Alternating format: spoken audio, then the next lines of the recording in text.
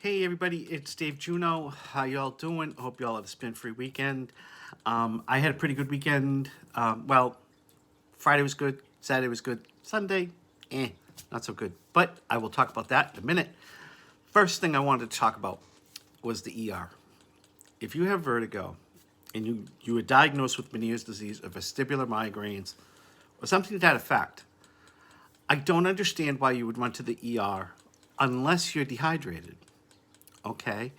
I mean, if you're dehydrated, you know if you're dehydrated because your urine's like dark yellow. So unless you're dehydrated, you can't keep anything down, even water. I don't know why you're going to the ER. Your ENT or primary care doctor or neurologist should have given you something, whether it's meclizine, Valium, Klonopin, Fengrin, something to that effect to help you cope with the vertigo. Because let's face it, the only thing you can really do is rest during vertigo. So your doctor should have given you something by now. So you don't get the running to the ER unless you're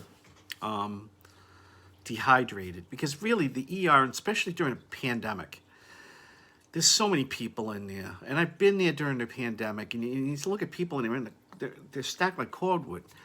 If you think you need to go to see the doctor right away or somebody and it's the weekend, go to one of the urgent care places. I'm telling you, they'll see you right away. They'll give you meclizine or something like that. Or they'll call your doctor and see, like in Massachusetts, they can't prescribe narcotics. But they'll call your doctor and they'll tell your doctor, blah, blah, blah, blah, blah. And then your doctor will phone in a narcotic like Valium or something like that. But really, try to stay out of the ER. Especially during a pandemic. The ER is really for people having heart attacks, broken bones, like severe pain where you're gonna rupture inside or something like that. So yeah, go to the urgent care or call your doctor. Try to stay out of the ER. Plus, you won't be getting exposed to COVID because I guess COVID's doing an uptick again, so you won't be exposed to it. So let's go on and talk about my weekend, which was pretty good. Friday, I felt great. Went and did some errands. Drove my son to his on-road education part. Hopefully he'll get his license soon so I don't have to drive him around, and my wife doesn't have to drive him around. And then Friday night, my wife and I went out, and we just needed to get out of the house. And I said to her, I got to get out of here. You're going to get out of here. Let's go. And it was a friend's birthday party, and it was at some dive bar in Framingham, Mass., which I didn't realize how small the place was, or I probably wouldn't have gone. It was really small, and the band was really loud. But we went and had a good time, and the band didn't bother me so much. The noise and everything. I wasn't getting vertigo or tinnitus. But what bothered me was, within an hour of being there, I lost the hearing in the right ear. Now I'm already deaf in the left. I lost the hearing on my right ear. I heard nothing. I could feel the music. I couldn't hear my friends. I couldn't hear anything. I went outside figuring maybe it's just I got to get outside for a minute. Nothing. Still couldn't hear anything. I came in and I got my wife's attention by clapping at her, which she knows that means I'm going to sign. And so I signed to her and I went, you, me, out, home. I didn't know what home was, so I just did that. She got the idea. So when we got outside, she tapped me on the shoulder because I said, I can't hear. And she was like, she went, okay, let's go home. Well, about 5 minutes into the ride home, all of a sudden now I could start hearing again. And so I don't know if it was the loud music or just the ear is going or whatever. I've heard people losing hearing before. I have too for like a minute or two, never this long. It was almost 15 minutes. And but none of the night bothered me. Like none of the lights, there wasn't that bad with the lights. But the music, none of that stuff bothered me. So I was like, cool. Woke up Saturday morning, did our chores together, drove my son to work, went and filmed Mass, came home, edited, felt great, stayed up, watched WrestleMania Part 1. I'm sorry, I'm a wrestling geek. I've been a pro wrestling geek since I was a kid. 55 and I can't grow up. That's okay. So yeah, I watched that, felt great. and went to bed. Sunday morning, I woke up, felt like I got hit in the head with a brick. Room was spinning. Tinnitus was out of control. I was wall walking. I mean, you name it, I went the gamut. I knew right away. I'm done for the day. My wife drove my son to work.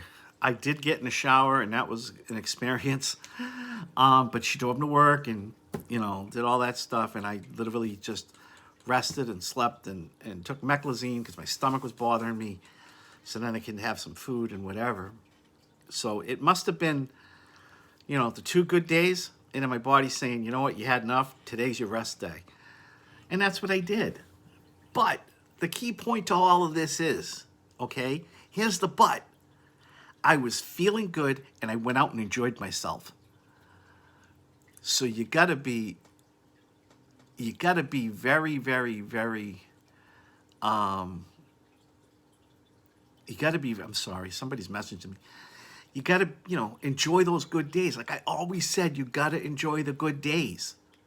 And you can't be afraid. You cannot be afraid to enjoy those good days, because that's what keeps us going. Us with chronic illness, it's hard, okay? Because we know every day is not a good day. But when you have those good days, you got to go out and enjoy them. Not worry about whether you're going to get sick or vertigo and this and that and the other thing, because you're already setting yourself up for failure. If you're already thinking, well, what if I have vertigo? What if I do this? What if I do that? You know what? Probably about 90% chance you're going to end up having it because you're too busy worrying about it. Okay? You already got the mindset in it. It's like old manager of mine told me a long time ago, working on machines. They wanted me to go work on something. Excuse me. They wanted me to go work on a copier, and I was not familiar with this copier brand. Back then I worked on Canon copiers, and this was a Sharp. Oh no, it was a Minolta. I'm sorry, Minolta copier. Very old. They don't even make them anymore. And it was jamming, and they were like, "Oh, here, go fix it." And I'm like, I don't know Minolta at all. And my manager said to me, "Well, you already convinced yourself you can't fix it. You didn't even go look at it yet. You're not even there yet. You convinced yourself you can't fix it. So you know what? You're not going to fix it." And I went, "Really?" He goes, "Yeah, it's the mindset. If you tell yourself you're going to fail, you're going to fail. So don't tell yourself you're going to fail. Stop worrying about it if you're feeling good. If it happens, it happens. If it doesn't, it doesn't." And you know when you feel like you can't drive. I know when I can't feel like I can't drive or I can't go out and enjoy something. I do. I know. I understand. So you will too. And as you get used to it, you learn your body and learn what you react to, what your triggers are and things like that, it'll get easier for you. So on that note, I'm going to end this video 8 minutes, 9 minutes. So remember 2 things, or 3 things, no, 2 things.